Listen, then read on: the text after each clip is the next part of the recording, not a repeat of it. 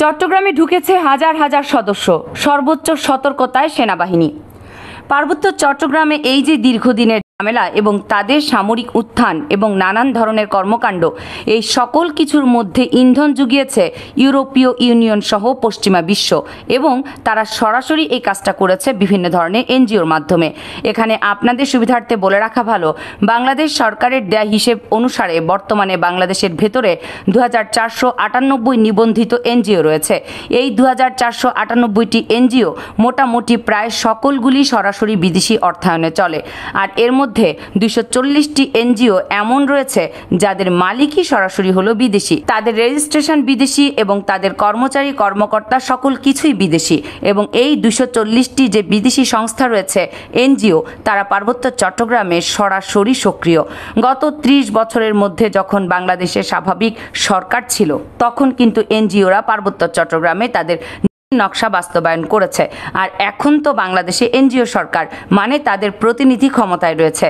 তাদের তাণ্ডব পার্বত্য চট্টগ্রামে কত দূর বেড়ে গেছে, বা তারা কতটুকু এই এনজিও সরকারের সহযোগিতায় বা ধরতে পারেন যে তাদের অবহেলার কারণে সক্রিয় হয়ে বাংলাদেশের বিপদ ডেকে এনেছে, সেটা গতকালকেই প্রমাণিত হয়ে গেছে। বাংলাদেশের বড় বড় সংবাদ মাধ্যমগুলোর এটা এখন প্রধান সংবাদ শিরোনাম।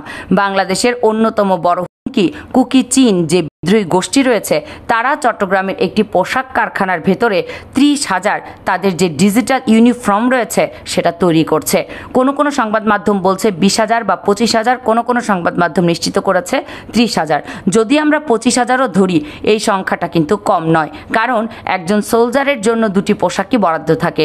যদি আপনি সেই হিসেব করেন, তাহলে অন্তত পক্ষে 10 থেকে 12,000 কুকি চীনের যে সেনা সদস্য, তারা পার্বত্য চট্টগ্রামের বর্তমানে যুদ্ধের জন্য প্রস্তুত হয়ে গেছে, বা তাদের প্রস্তুতি সম্পন্ন। বাংলাদেশের বর্তমান এই এনজিও সরকারের কারণে পার্বত্য চট্টগ্রামের নিরাপত্তা ব্যবস্থা, তাদের সার্বভৌমত্বের নিরাপত্তা ব্যবস্থা আসলে কোন জায়গায় যে চলে গেছে, কত নিচে যে চলে গেছে এবং কত দুর্বল হয়ে গেছে, তার প্রমাণ হলো এটা। দেখুন, একদিকে মিয়ানমার আরাকান আর্মি রয়েছে, তারা বাংলাদেশের 10 কিলোমিটার অভ্যন্তরে প্রবেশ করে জলকেলি অনুষ্ঠানে ব্যান্ড পার্টি করে যায়। আর নতুন করে কুকি চীন বাংলাদেশের বিরুদ্ধে যুদ্ধ করার জন্য তাদের যে ডিজিটাল ইউনিফর্ম রয়েছে, সেটা চট্টগ্রাম নগরীর বায়েজিদ বোস্তামি এলাকায় রিঙ্গো অ্যাপারেলস নামে একটি পোশাকের কারখানা এটা তৈরি করছে। চিন্তা করুন যে তাদের সাহস এবং তাদের কার্যক্রম কতটা শক্তিশালী অভ্যন্তরে হয়ে গেছে। আর আমরা কি করছি দেখুন, এই ঘটনাটি 7 দিন আগে এই পোশাকগুলো জব্দ করা হয়েছে। তবে বাংলাদেশ সরকার এই খবরগুলো কোনোভাবে কিন্তু প্রকাশই করেনি। তবে হঠাৎ করে একটি ভিডিও ফ্ল্যাশ হয়ে যাওয়ার কারণে এই খবরটি সবার সামনে এসেছে। দেখুন, কুকি চীনের সামরিক সদস্য সংখ্যা 10,000, 15,000 সক্রিয় হয়ে গেছে যুদ্ধের জন্য। বিষয়টা এখানেই কিন্তু সীমাবদ্ধ নয়। বাংলাদেশের যে মিজোরাম সীমান্ত রয়েছে, সেখান থেকে আটক করা হয়েছে বাংলাদেশে প্রবেশের পূর্বে বিপুল পরিমাণে অস্ত্র। একবার শুধু অস্ত্রের কোয়ালিটিগুলো দেখুন, কি পর্যায়ে সামরিক লড়াইয়ের জন্য এই অস্ত্রগুলোকে সুসজ্জিত করা হয়েছে। একেবারে কাঁধে বহনযোগ্য যে অ্যান্টি আর্মার মিসাইল রয়েছে, সেটা থেকে শুরু করে বিভিন্ন ধরনের মিলিটারি গ্রেডের যে সকল রয়েছে, সকল কিছুই কিন্তু এই জায়গায় রয়েছে, এবং তারা প্রচন্ডভাবে সুসজ্জিত। বিষয়টা হলো যে বাংলাদেশ যখন অন্য দেশের বিরুদ্ধে প্রক্সি হয়ে যুদ্ধ করা গ্রাউন্ড হিসেবে বিবেচনা করবে, অন্য দেশও কিন্তু বাংলাদেশের ভেতরে প্রক্সিদের ঢুকিয়ে দেওয়ার চেষ্টা করবে। এটি হলো স্বাভাবিক বিষয়। এই স্বাভাবিক প্রক্রিয়ার মধ্যে অস্বাভাবিকভাবে আমরা ঢুকে গেছি। যখন বাংলাদেশের ভেতরে স্টারলিংকের মতো সেবা প্রবেশ করবে, তখন ইএমপি প্রযুক্তির যে বিস্ফোরণ রয়েছে, যেটা দূরের রিমোট কন্ট্রোলের মাধ্যমে বিস্ফোরণ ঘটানো হয়, সেটা কিন্তু উত্থান হবে খুব ভালোভাবে, যেটা বাংলাদেশ সেনাবাহিনীর বিরুদ্ধে ব্যবহার করবে। বাংলাদেশ সীমান্তের কাছে মণিপুরের যে অগ্রভাগ রয়েছে, সেখান থেকে এই ইএমপি প্রযুক্তির বিপুল পরিমাণের যে উপাদান রয়েছে, সেটা আটক করেছে সে দেশের প্রশাসন, এবং এগুলো বাংলাদেশে প্রবেশ করেছিল। বাংলাদেশে এই ইএমপি প্রযুক্তি ব্যবহারের জন্যই এগুলো আনা হয়েছিল। চিন্তা করুন যে ঝুঁকির মাত্রা আসলে কোন জায়গায় গিয়ে পৌঁছেছে, এবং তারা সেই জায়গায় সশস্ত্র যুদ্ধ করার জন্য যে প্রস্তুতির মাত্রা, সেটা কোন লেভেলে নিয়ে গেছে, এই জিনিসগুলোকে আগে চিন্তা করা যেত। দেখুন, এই প্রেক্ষাপটকে কেন্দ্র করে বাংলাদেশ সেনাবাহিনীর পক্ষ থেকে যে প্রেস ব্রিফিং করা হয়েছে, সেখানেও কিন্তু প্রশ্ন করা হয়েছিল যে কুকি চীনের সামরিক সদস্যরা প্রায় 30,000 বা কোনো সংবাদ মাধ্যমের মতে 20 থেকে 25,000 এর ডিজিটাল ইউনিফর্ম তৈরি করেছেন। পার্বত্য চট্টগ্রামের সার্বিক নিরাপত্তা ব্যবস্থা কোন জায়গায় গিয়ে পৌঁছেছে এবং কত বড় ঝুঁকি। এই বিষয়ে সেনাবাহিনীকে প্রশ্ন করা হলে সেনাবাহিনী দ্ব্যর্থহীন ভাষায় এক বাক্যে বলেন, সার্বভৌমত্বের ইস্যুকে কেন্দ্র করে কোনো ছাড় দেওয়া হবে না, ছাড় দেওয়া হয়নি, সরাসরি শক্তিশালী পদক্ষেপ নেওয়া হবে, এই কথা বলা হয়। বাংলাদেশ সেনাবাহিনী তার বক্তব্যে এমনটাও বলেন যে পার্বত্য চট্টগ্রামে কুকি চীনের যে জনসংখ্যা, মানে বম সম্প্রদায়ের মোট জনসংখ্যা হলো মাত্র 12,000। এখন মোট জনসংখ্যার মধ্যে নারী রয়েছে, পুরুষ রয়েছে, শিশু রয়েছে। এখন 12,000 বম সম্প্রদায় কি করে 20,000 ইউনিফর্ম তৈরি করে ব্যবহার করবে সেই বিষয়ে তাদের প্রশ্ন। এটা কিন্তু স্বস্তির বিষয় নয়, এটাই চিন্তার বিষয় যে বম সম্প্রদায়ের বাইরের লোকও এখন কিন্তু কুকি চীনের সঙ্গে যুক্ত হয়ে যাচ্ছে। আরাকান আর্মি বাংলাদেশের অভ্যন্তরে প্রবেশ করে এই যে ব্যান্ড পার্টি করে গেল, এই জিনিসটা কিন্তু স্থানীয় মানুষের সমর্থন ব্যতীত হয়নি।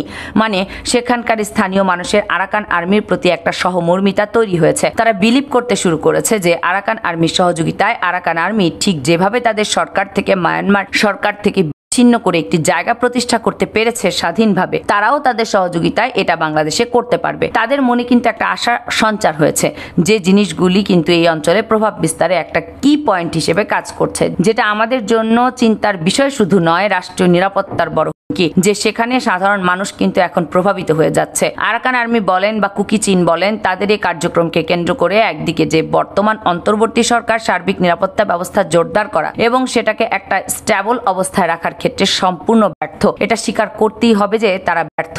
এই ব্যর্থতার পর বাংলাদেশ সেনাবাহিনী একটা বিপুল পরিমাণের অংশকে দেশের যে বর্তমান অভ্যন্তরীণ রাজনৈতিক পরিস্থিতি রয়েছে সেটা কন্ট্রোল করার জন্য মাঠে উপস্থিত থাকতে হচ্ছে।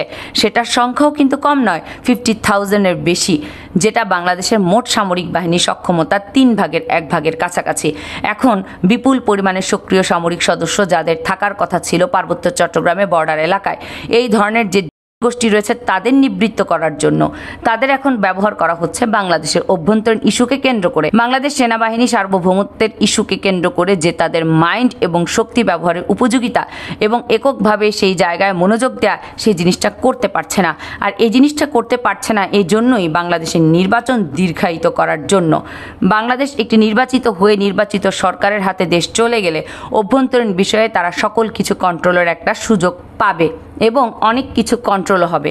ভালো খারাপ সেটা পরের বিষয়, তবে দেশের অভ্যন্তরীণ পরিস্থিতি তখন সেনাবাহিনী দিয়ে আর কন্ট্রোল করতে হবে না। সেনাবাহিনী তখন তার যে কাজ রয়েছে সেই জায়গায় যেতে পারবে। যে জিনিসটাকে দীর্ঘায়িত করে এই এনজিও সরকার দেশের অভ্যন্তরীণ পরিস্থিতি, বিশেষ করে নিরাপত্তা পরিস্থিতি পার্বত্য চট্টগ্রামে আরও জটিল করছে।